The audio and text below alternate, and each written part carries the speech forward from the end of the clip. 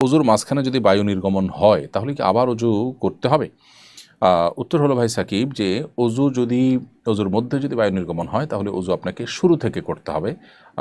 অর্থাৎ মাঝে যে পর্যায়ে আপনি হাত ধুয়েছেন, মুখ ধুয়েছেন, তারপরে অজু ভঙ্গ হয়েছে, এখন আপনি এখান থেকে কন্টিনিউ করলে হবে না, বরং শুরু থেকে আবার অজু করতে হবে। কারণ অজু ভঙ্গের কারণ পাওয়া গেছে মানেই হলো নতুন করে আপনার উপরে অজু আবশ্যক হয়েছে, অতএব শুরু থেকে অজু করতে হবে। পরে প্রশ্ন হলো, কিছু অ্যাক্টিভিস্টকে বহু বিবাহের ক্যাম্পেইন করতে দেখা যায়, কিন্তু তাদের বিরুদ্ধে তাদের স্ত্রীদের অভিযোগের অন্ত নেই। ইসলামে বহু বিবাহের অবস্থান কি? একাধিক বিয়ে করার ক্ষেত্রে শরীয়তের কি শর্ত আরোপ করে? প্রথম কথা হলো যে একাধিক বিয়ে করা এটি শরিয়া দৃষ্টিকোণ থেকে জায়েজ একটি কাজ, অর্থাৎ প্রয়োজন হলে স্বাভাবিক অবস্থায় এটি জায়েজ, বা প্রয়োজন ছাড়াও কেউ যদি এটি করতে চান তার জন্য এটি জায়েজ আছে, তবে দুটি শর্তে। প্রথমত, একাধিক স্ত্রীর ভরণ পোষণ দেওয়া এবং সার্বিকভাবে একাধিক স্ত্রীর যত হক আছে সেটি স্ত্রীসুলভ যে হক আছে সেই হক আদায় করার মতো সামর্থ্য থাকতে হবে।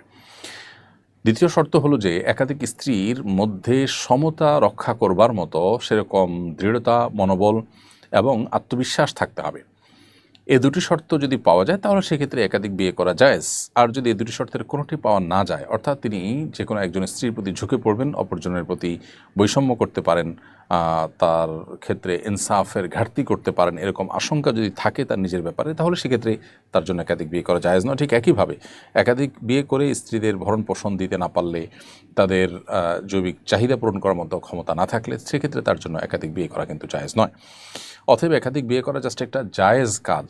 এই জায়েজ কাজকে নিয়ে অনেক বেশি বাড়াবাড়ি করা বা এটাকে প্রতিষ্ঠা করার জন্য অনেক বেশি চেষ্টা করার কোনো বিশেষ যৌক্তিকতা নেই। তবে এটা ঠিক যে আমাদের সমাজে একাধিক বিয়ে নিয়ে নানা রকমের ট্যাবু আছে এবং মানুষের ভুল ধারণা আছে, সেটি ভাঙানোর জন্য আলোচনা হতে পারে, এবং সেটি ভাঙানোর উদ্দেশ্যে কেউ যদি এই জায়েজ কাজটি করেন ওই যে শর্ত সাপেক্ষে, তাহলে সেটা মৌলিকভাবে প্রশংসনীয় কাজ। কিন্তু তিনি নিজেই যদি বেইনসাফির মধ্যে পড়ে যান এবং স্ত্রীদের হক বা অধিকার সঠিকভাবে আদায় করতে না পারেন, তাহলে সেক্ষেত্রে তার জন্য কিন্তু এটি জায়েজ নয়।